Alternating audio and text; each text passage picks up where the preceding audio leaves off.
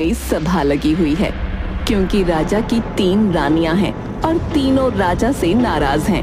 एक मुर्गी की वजह से राजा मुर्गी को अपनी गोदी में लेकर बैठा है। मंत्री जी, हम तो परेशान हो गए इस मुर्गी से। पहले तो राजा दिन में इसके साथ रहते थे, लेकिन अब तो रात में भी यही होती है इनके पास। भला ये मुर्गी ने ऐसा क्या दे रही है जो मैं नहीं दे पा रही? मेरे साथ भी ऐसा ही हो रहा है। सोने जाओ तो ये मुर्गी इनके साथ रहती है, कुछ खाओ तो ये साथ रहती है। अरे जब हमारे साथ नहीं रहना था तो हमें रानी क्यों बनाया? अरे इस मुर्गी को ये ऐसे गले लगाकर रखते हैं जैसे कोई औरत अपने हीरो के हार को रखती है। इस मुर्गी ने ऐसा क्या जादू कर दिया है इन पर? देखना कहीं ऐसा ना हो इतिहास में लिखा जाए कि एक राजा ने मुर्गी से शादी कर ली। देखिए, ऐसा बोलना आप लोगों को शोभा नहीं देता रानी। राजा कबीर, आप बताइए कि ये सब क्या हो रहा है?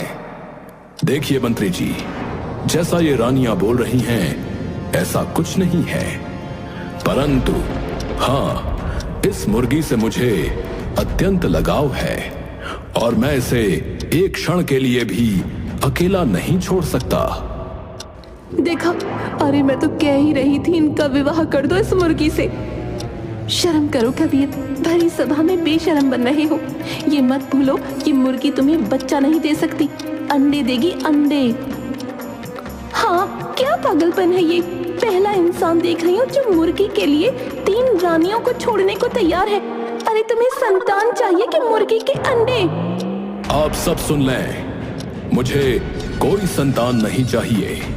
आप सब सत्य ही कह रही हैं। मुझे इस मुर्गी के अंडे चाहिए, अंडे।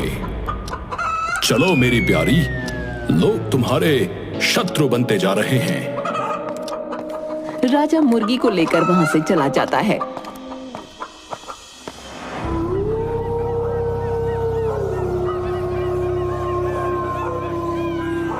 राजा अपने कमरे में मुर्गी के साथ सो रहा है। तभी कमरे का दरवाजा खुलता है। कमरे में चुपके से राखी आती है। आज इस मुर्गी का ये आखिरी दिन है, कल तो ये किसी के घर में पक रही होगी। राखी आराम से मुर्गी को अपने हाथ में दबाती है और बाहर ले आती है। बाहर उसे आरती और सावित्री मिलती हैं। अरे राजा कहीं उठे तो नहीं ना?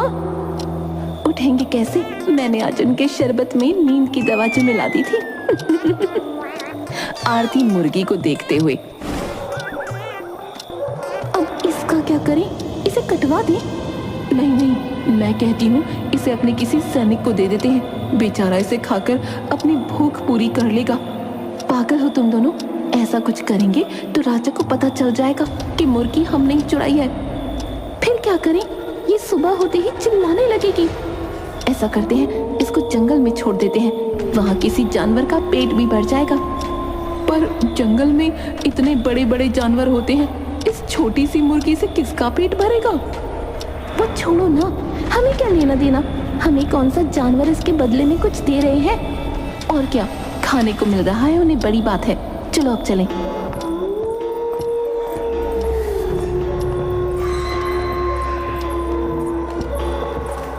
तीनों रानियां मुर्गी को जंगल में लेकर आती हैं और छोड़ देती हैं।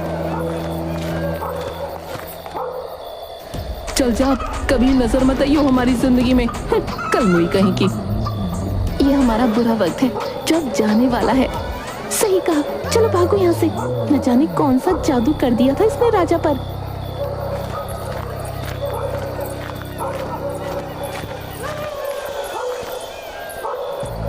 मुर्गी जंगल के अंदर भाग जाती है।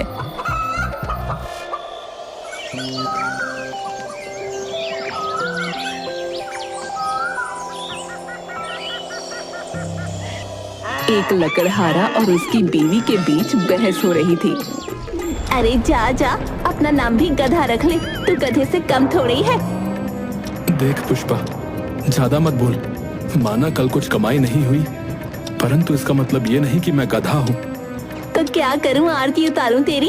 इस गांव में इतने लकड़हारे हैं, सब अपने घर में इतने पैसे कमा के लाते हैं, एक तेरा ही काम कभी नहीं हो पाता।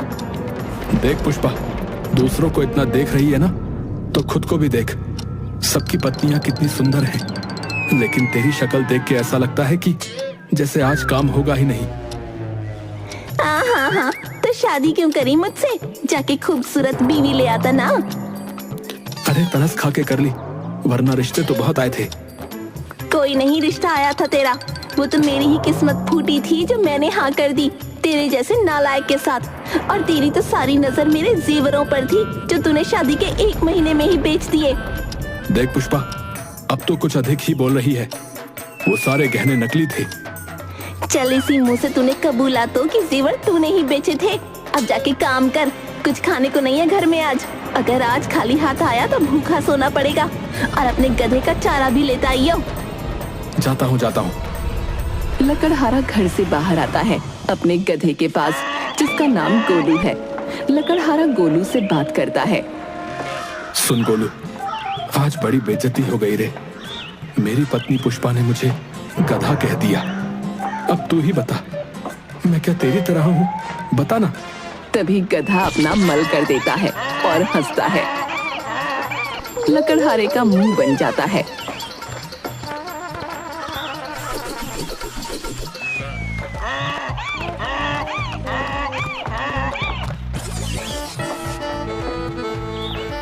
लकड़हारा और उसका गधा घर की तरफ लौटते हुए बातें कर रहे हैं। गोलू, लकड़ी तो हमने आज भी काट ली, परंतु कोई खरीदार आज भी नहीं मिला हमें। क्या करें, अब समझ में नहीं आ रहा है। पुष्पा तो खाने की जगह ताने देगी आज थाली में। सोने को भी नहीं मिलने वाला घर में। गोलू, क्या तेरे यहाँ सो जाऊं आज मैं? गधा चिढ़ते हुए चिल्लाता है। बेटा, तू भी बड़ा चालाक है। तेरा तो चारा रखा हुआ है ना, है? तुझे क्या? अरे कम से कम जानवर तो मालिक के वफादार होते हैं, लेकिन यहाँ पर तो जानवर ही ऐसा है कि बस क्या ही बोलूं। तभी लकड़हारे और गोलू के सामने एक मुर्गी आ जाती है। हट सामने से, चल भाग यहाँ से। वैसे ही मेरा दिमाग खराब हो रहा है, कहीं ऐसा ना हो कि तू हमारे घर में पक रही हो आज। हाँ। तभी लकड़हारे के दिमाग में एक बात आती है। अरे ये तो सही है, आज खाने में मुर्गी बन सकती है। वैसे भी खरीदार तो कोई मिला नहीं, क्यों ना इसी से पेट भर लिया जाए। आजा मेरी मुर्गी, आजा, तू तो कितनी प्यारी है, आजा। लेकिन मुर्गी इधर उधर भागती रहती है। अरे गोलू, तू तो जानवर है, अपनी भाषा में बात करना इससे। गधा फिर से मुंह बना लेता है। बेटा, अगर तेरी मुझे जरूरत ना होती ना, तो आज तेरा आखिरी दिन होता। छोड़, मैं अकेला ही पकड़ता हूँ इस मुर्गी को।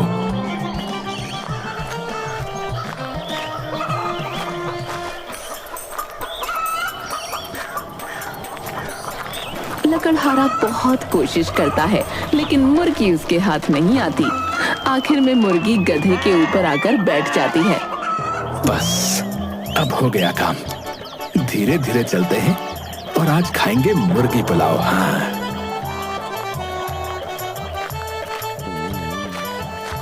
लकड़हारा, मुर्गी और गधा तीनों चलते हुए घर पहुंच जाते हैं।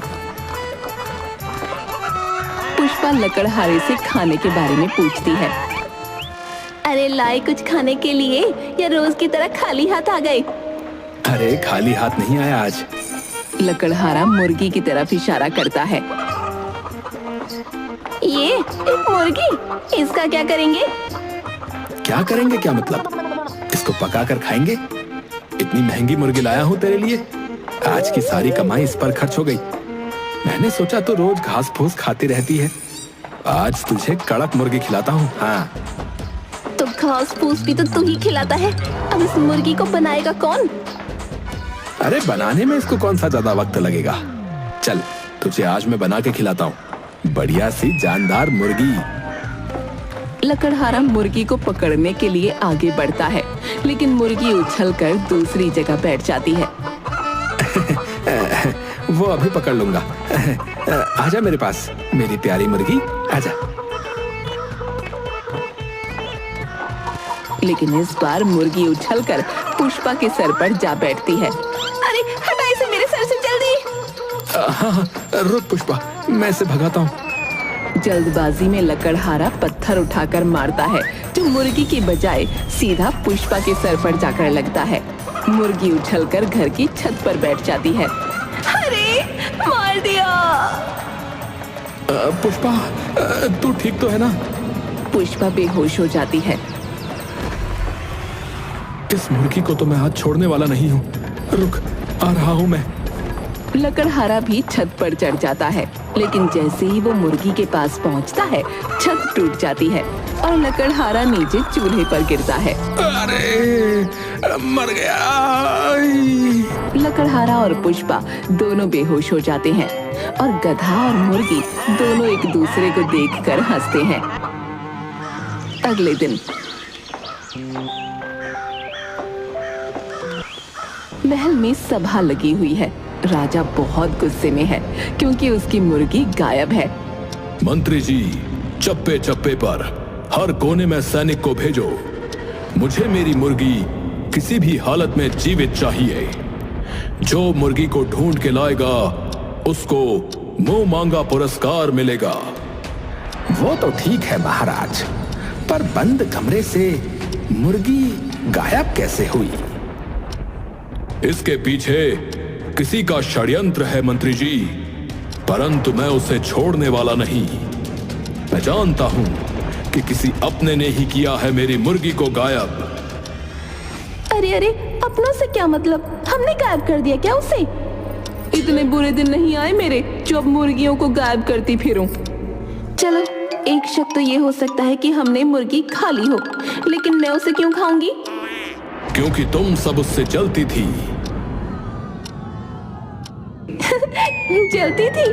अरे था क्या उसमें ऐसा जिससे हम जलें? जो उसमें था वो इस राज्य में किसी भी इंसान, किसी भी जानवर में नहीं है। तो बता दीजिए ना, फिर आखिर ऐसा क्या उसमें जादू था, टोना था? आखिर क्या था उसमें जो उसे गले से लगाए घूमते थे आप?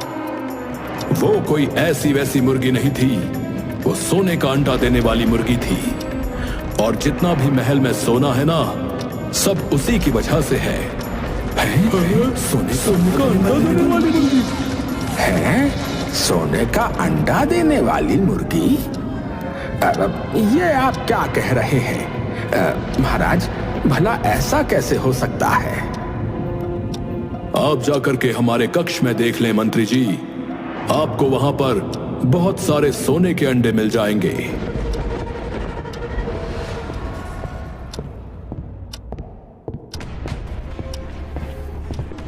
मंत्री कमरे में जाकर अंडे देखता है और हैरान रह जाता है। फिर मंत्री सभा में ऐलान करता है, जो महाराज कह रहे हैं वो सत्य है। वो मुर्गी सच में सोने का अंडा देती थी। जो कोई भी उसे पकड़ कर लाएगा, राजा उसे मुंह मांगी कीमत देंगे।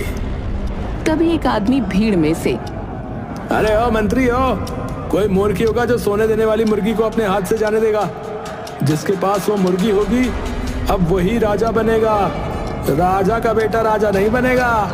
अब तुम लोग भाड़ हो जाओ। सब लोग तलवार उठाकर मुर्गी ढूंढने चले जाते हैं। मैं जानता था इस सत्य को जानने के बाद प्रजा मुझसे विद्रोह कर देगी, इसलिए इस सत्य को मैंने वर्षों से छुपाए रखा। मंत्री जी, आप तो मेरे साथ हैं ना? वो क्या है ना महाराज कि कितने वर्षों से मैं आपका मंत्री हूँ। अब और कितने दिन मैं मंत्री बन के रहूंगा। ये सोना देने वाली मुर्गी बार बार थोड़ी मिलेगी।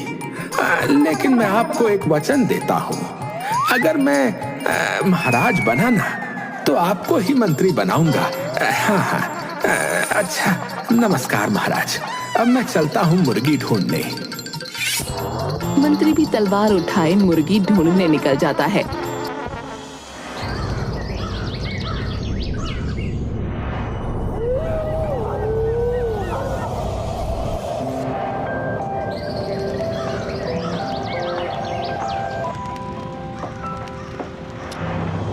पुष्पा और लकड़हारा आंखें फाड़ के सोने के अंडे देख रहे हैं।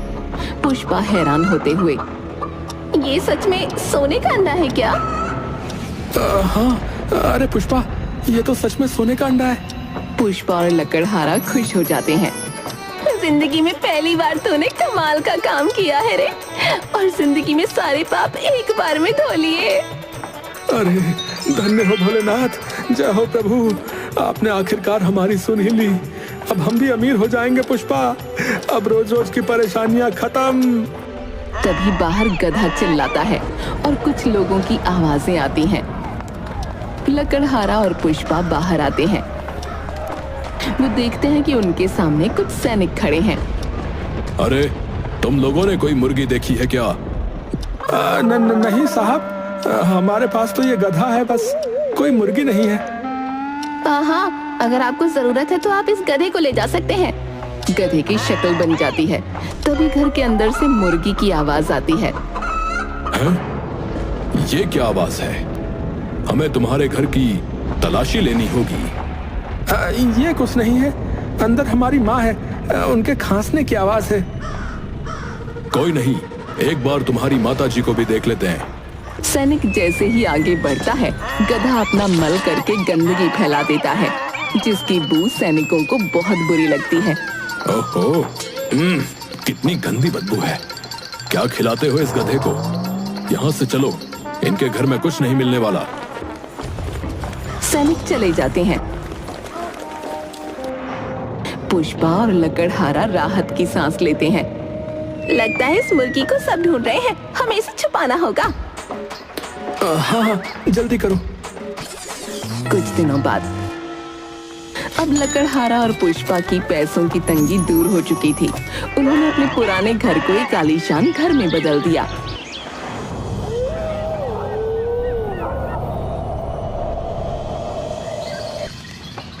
एक दिन राजा साधु के भेष में लकड़हारे के घर आता है।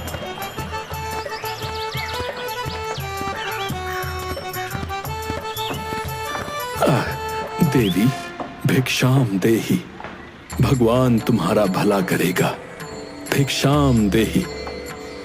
बाबा रुको जरा, कुछ खाने को लाती हूँ। पुष्पा के जाने के बाद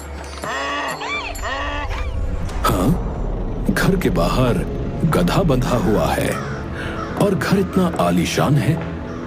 यहाँ कुछ तो गड़बड़ है, पता लगाना पड़ेगा।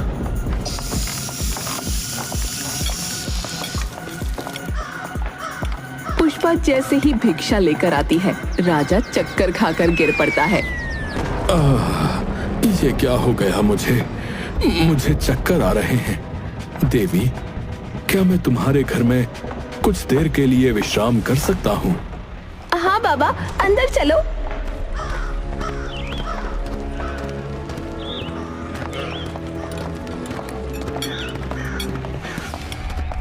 राजा को अंदर जाते ही एक मुर्गी दिखती है। राजा एकदम से होश में आता है। तो यहाँ छुपा के रखी है मेरी मुर्गी। बाबा, ये आप क्या कह रहे हैं? मैं बाबा जी नहीं, मैं इस राज्य का राजा हूँ, समझी? ये मेरी सोने का अंडा देने वाली मुर्गी है, जो तुमने इतने दिनों से छुपा के रखी है। अब तुम सजा के लिए तैयार रहो, तुम्हारी तो गर्दन उड़ेगी। नहीं नहीं राजा जी, आपको गलतफहमी हुई है। आप चाहे तो ये मुर्गी ले जाओ, लेकिन हमारी जान बख्श दो। हमारा निर्णय तुम्हें जल्दी पता लग जाएगा।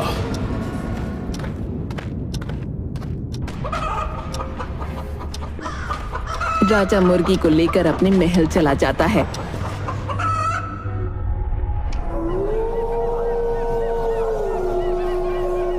राजा महल में पहुंचने के बाद अपने सैनिकों को आदेश देता है।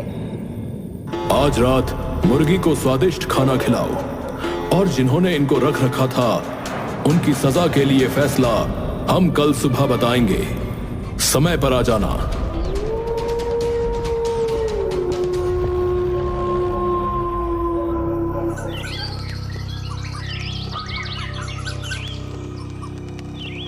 सुबह होती है और राजा मुर्गी के पास उसका अंडा देखने के लिए आता है। चल मेरी रानी, अब सोने का अंडा दिखा।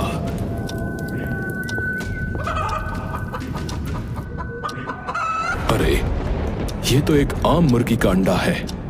लगता है ये वो मुर्गी नहीं है। तभी सैनिक पूछते हैं, महाराज, उन लोगों को क्या दंड दिया जाए?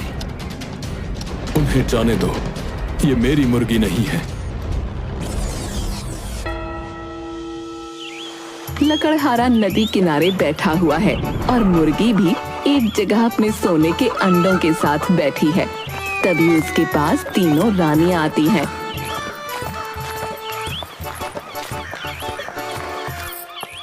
देखा हमारा दिमाग, वो राजा और उसकी प्रजा सब धरे के धरे रह गए। अरे मुझे तो पहले ही पता था राजा तुम्हारे घर आने वाला है, इसलिए मैंने तुम्हें आगे की योजना पहले ही बता दी। अब तो उसको तुम पर कभी भी शक नहीं होगा और सारा सोना हम सबका हो जाएगा। आपका बहुत बहुत धन्यवाद। अगर आप हमें पहले नहीं चेताती तो महाराज हमें अपनी सेना द्वारा मरवा देते। रानियां एक साथ, वो छोड़ो, अब हमें हमारा हिस्सा दो। आदमी कितना भी ताकतवर क्यों ना हो, सोने को औरत से ज्यादा प्यार नहीं कर सकता।